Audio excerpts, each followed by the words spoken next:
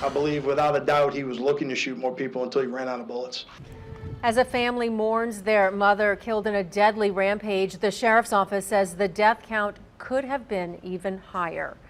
Good evening, I'm Kim Holden. And I'm Lee Zurich. Days into the investigation, and the Jefferson Parish Sheriff's Office says there's still more to uncover after an armed gunman opened fire in a gun store, killing 2 people. Meanwhile, families of the innocent victims are still in disbelief. Amanda Roberts reports.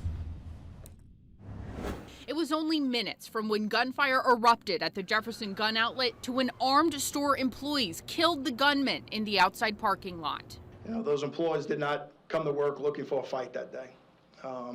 They were put into a decision-making process that they did not ask for. But they acted calm collectively and really protected a lot of people that day. But what's the most perplexing? Jefferson Parish Sheriff Joe Lopinto says there's nothing to answer the biggest question: why? The store surveillance video shows how employees, per store policy, told Joshua Williams to clear a loaded extended magazine he had or bring it to his truck. And that was the conversation that was had. It didn't appear to be confrontational between the two.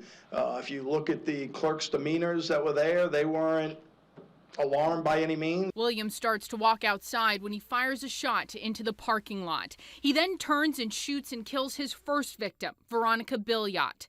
Armed employees start firing back, shattering the store's glass door. Turns around and you know, trains his gun on Miss Billiot, who, in my opinion, happened to be in the wrong place at the wrong time. Williams keeps exiting and entering the store, eventually shooting and killing his second victim, store employee Noah Fishbach. No, it looked like he was reaching for another gun, trying to attempt to get another gun, but in my opinion, probably did not know Mr. Williams had re-entered the store.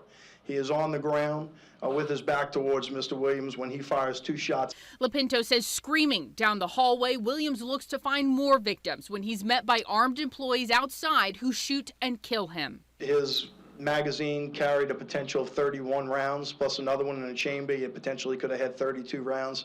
He emptied all 32 of them. We had to get her car, but we also just want to leave a little memory of her. Meanwhile, Veronica Billiot's grieving children still grapple with the fact their mother is gone. That's where she was. They lay flowers and a picture frame of handwritten notes on the ground, paying tribute to the matriarch who loved them and they loved dearly. Just how bright of a light she was in this world, and she didn't deserve it. She was innocent, and she was the most loving mom and the most loving grandmom in this world. Depending on each other for strength now as they try to make sense of a senseless killing. Lopinto says there were 8 total shooters, Williams and 7 store employees who were all licensed. He says Williams' brother, Timothy, who was also in the store with his 2 children when his brother started shooting, cooperated with the investigation. Lopinto says his brother did not know why he started shooting, saying maybe he lost his mind. Lee. All right, Amanda, as Sheriff Lopinto laid out the events from the shooting, he also said investigators found 100 firearm casings during the investigation. He added that 25 witnesses were questioned, and his investigators took 3,000 crime scene photos. He says in all, 10 guns were collected from the scene. 2 of those were in Joshua Williams' car. He says at no time did any customers exchange fire with Williams.